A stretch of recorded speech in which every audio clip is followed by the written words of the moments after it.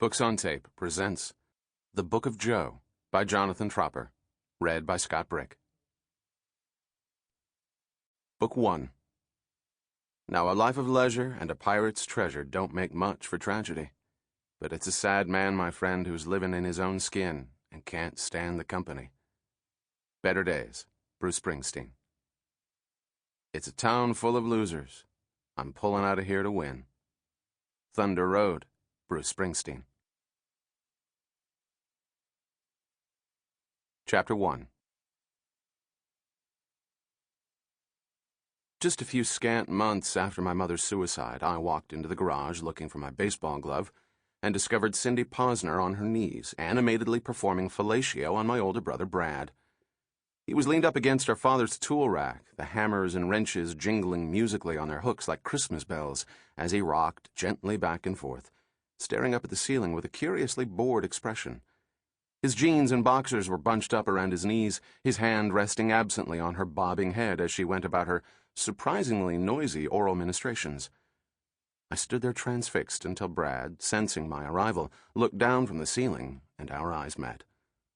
There was no alarm in his eyes, no embarrassment at having been caught in so compromising a position, but only the same look of tired resignation he always seemed to have where I was concerned. That's right. I'm getting a blowjob in the garage. It's a safe bet you never will. Cindy, whose back was to me, noticed me a few seconds later and became instantly hysterical, cursing and shrieking at me as I beat a hasty, if somewhat belated, retreat. I was 13 years old at the time. It's entirely possible that Cindy would have handled herself with a bit more aplomb had she known that years later the incident would be immortalized in the first chapter of the best-selling autobiographical novel that I would write, and, as with most successful books, in the inevitable movie that would follow shortly thereafter. By then she was no longer Cindy Posner, but Cindy Goffman, having married Brad in their senior year of college, and I think it's fair to say that this inclusion in my book did nothing to improve our already tenuous relationship. The book is titled Bush Falls, after the small Connecticut town where I grew up, a term I use loosely since the jury's still out on whether I've actually ever grown up at all.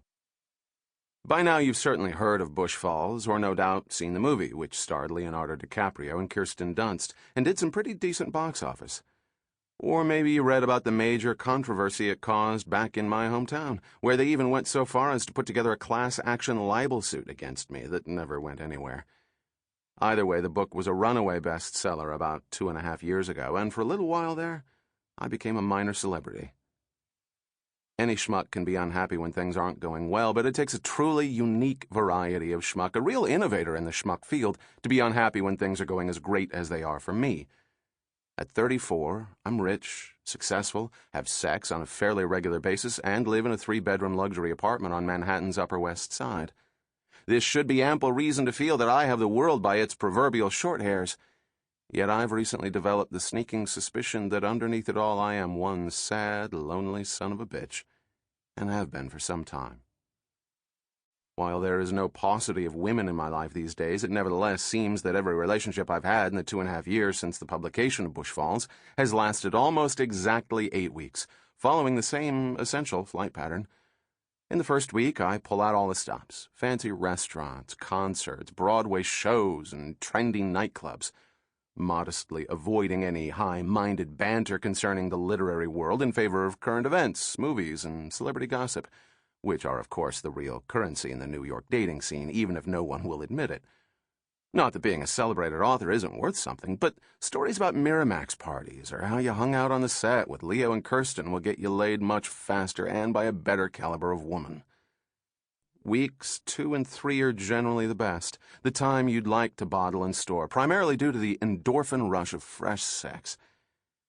At some point in the 4th week, I fall in love, briefly considering the possibility that this could be the one. And then everything pretty much goes to shit in slow motion. I waffle, I vacillate, I get insecure, I come on too strong. I conduct little psychological experiments on myself or the woman involved. You get the picture. This goes on for a couple of painfully awkward weeks, and then we both spend week 7 in the fervent hope that the relationship will magically dissolve on its own through an act of God or spontaneous combustion.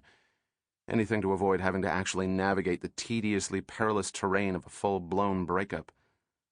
The last week is spent taking some time, which ends with a final, perfunctory phone call finalizing the arrangement and resolving any outstanding logistics. I'll drop the bag and don a Karen sweater you left in my apartment with the doorman. You can keep the books I lent you. Thanks for the memories, no hard feelings, let's stay friends, etc. ad nauseum. I know it bespeaks poor character to blame others for your problems, but I'm fairly certain this is all Carly's fault. Carly Diamond was my high school girlfriend, the first, and to date only, woman I've ever loved. We were together for our entire senior year and loved each other with the fierce, timeless conviction of teenagers. That was the same year that all the terrible events described in my novel occurred, and my relationship with her was the lone bright spot in my dismally expanding universe. If you want to get technical about it, we never actually broke up. We graduated high school and went to different colleges, Carly up to Harvard and me down to NYU. We tried to do the long-distance thing, but my adamant refusal to return to the falls for our mutual vacations made it difficult, and over time we simply grew apart. But we never formally dissolved our relationship.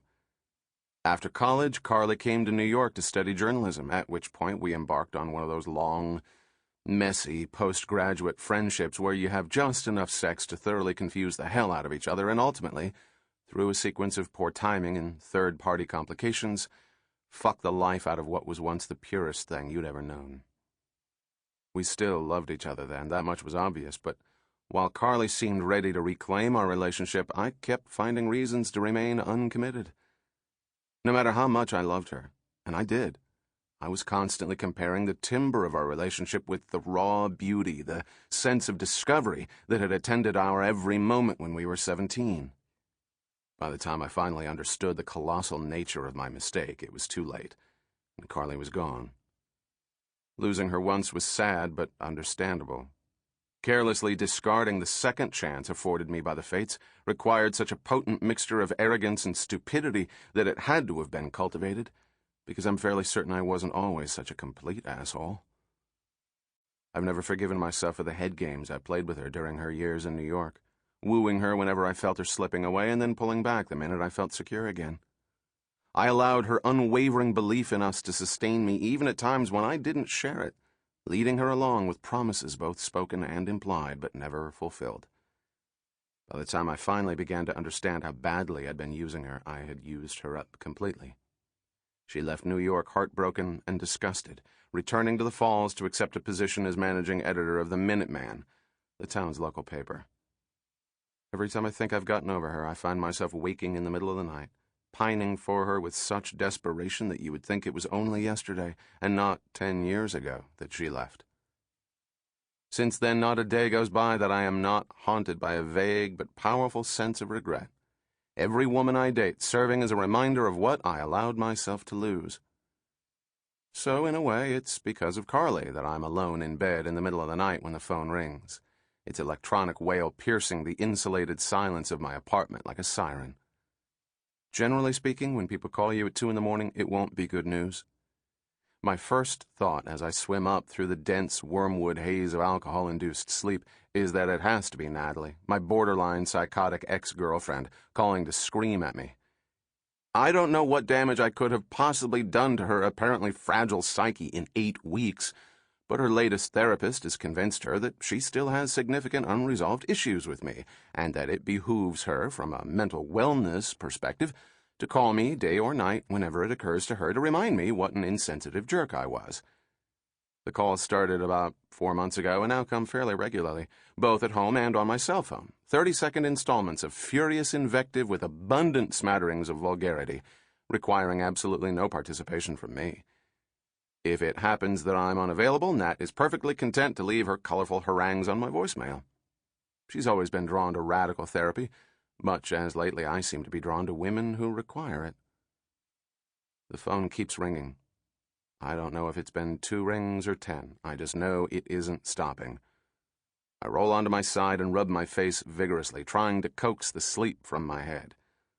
The skin of my cheeks feels like putty, loose and fleshy, as if the night's prior excesses have dramatically aged me. I went out with Owen earlier, and as usual we got supremely shit-faced. Owen Hobbs, agent extraordinaire, is my emissary not only to the literary establishment, but to all conceivable manner of chaos and debauchery. I never drink except when I'm with him. Sample complete. Ready to continue?